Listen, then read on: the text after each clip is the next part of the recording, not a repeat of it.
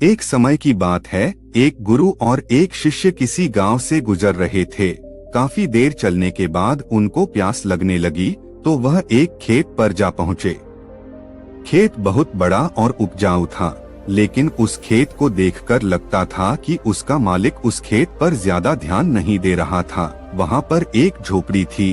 उन दोनों ने झोपड़ी के दरवाजे को खटखटाया तो अंदर से एक आदमी निकला और साथ उसकी पत्नी और बच्चे बाहर निकले। सभी ने फटे पुराने कपड़े पहने हुए थे। गुरुजी ने बहुत ही विनम्र निवेदन किया, क्या हमें पीने का पानी मिल सकता है? किसान ने उन दोनों को पानी पिलाया। पानी पीने के बाद गुरुजी ने बोले, आपका खेत बहुत बड़ा है, लेकिन क्या आप इसमें कोई फसल नहीं उगते? किसान बोला, नहीं। गुरुजी बोले, तो आप लोगों का गुजारा कैसे चलता है? किसान बोला, गुरुजी हमारे पास एक भैंस है जो बहुत सारा दूध देती है और उसमें से कुछ दूध बेचकर हम गुजारा कर लेते हैं और बाकी बचे दूध को हम सेवन कर लेते हैं। गुरुजी बोले, इतनी बड़ी जमीन को यूं ही व्यर्थ खाली छोड़ना, यह आपके आने वाली पीढ़ी के लिए बहुत ही खतरनाक साबित हो सकता है। खाली एक भैंस पर निर्भर होना आपके लिए ठीक नहीं है। लेकिन किसान बहुत ही आलसी था। उसने कहा कि हमें मेहनत करने की क्या जरूरत है, 15 किलो रोज दूध देने वाली भैंस से हमारा गुजारा ठीक ठाक हो जाता है। तभी गुरुजी बोले, लेकिन आपको मेहनत तो करनी चाहिए, समय का कोई पता नहीं होता।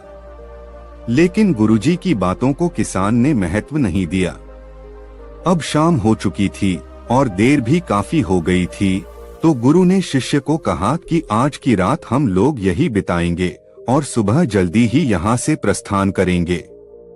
यह कहकर गुरुजी ने उस परिवार से वहाँ रुकने के लिए अनुमति मांगी।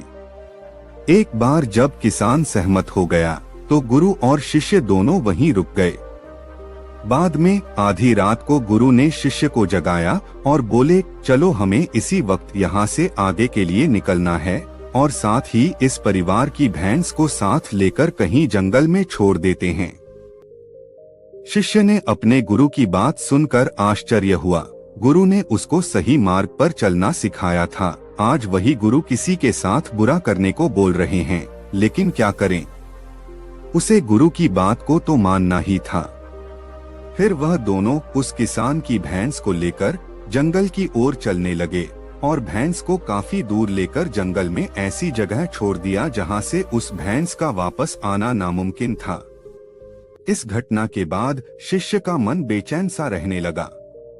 लगभग 6 से 7 वर्ष बाद वह शिष्य ने एक बड़ा गुरु बन गया था, लेकिन उनकी मन में उस दिन गुरुजी के द्वारा की गई गलती अभी भी याद था।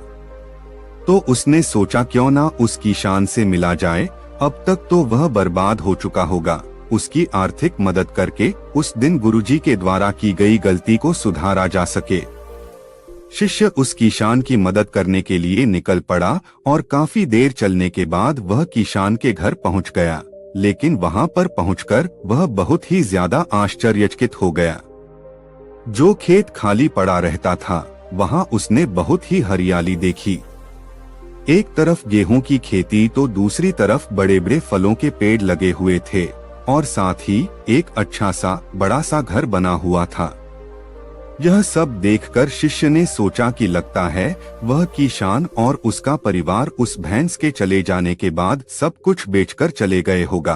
तभी यह सब सोचकर वह शिष्य वहां से वापस जाने लगा, लेकिन अचानक उसने इस किसान को देखा जिसके घर में वह और गुरु रात को रुके थे। तभी शिष्य ने उस किसान से पूछा, अब आपका जीवन कैसा चल रहा है और अब आप क्या काम कर रहे हैं? क्या आपने मुझे पहचाना? कई साल पहले एक रात को मैं और मेरे गुरुजी आपके घर रुके थे।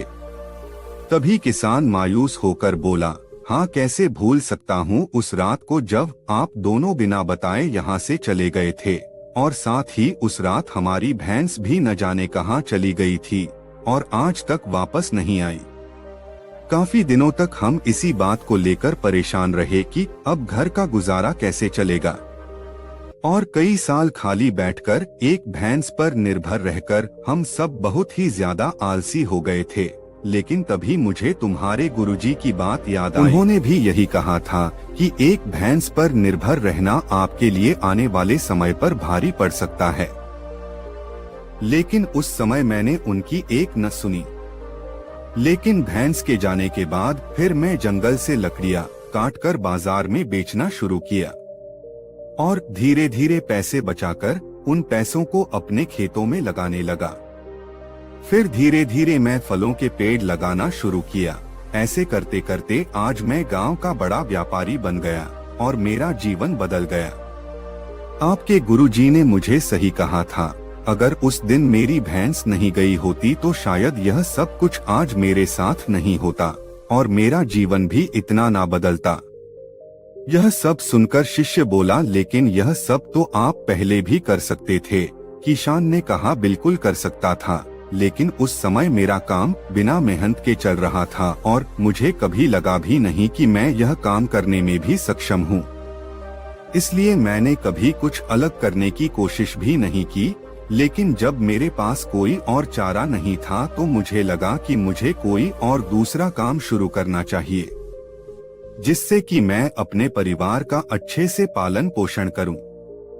तब मैंने अपने मन में ठान लिया कि अब तो कुछ करना ही है और जो भी करूंगा पूरी मेहनत से करूंगा और पूरी ईमानदारी से करूंगा। इसी तरह आज मैं सफलता के इस मुकाम पर पहुंचा। दोस्तों, कहीं आपकी जिंदगी में इस भैंस की तरह कोई रुकावट तो नहीं है जो आपको एक अच्छी जिंदगी जीने से रोक रही है।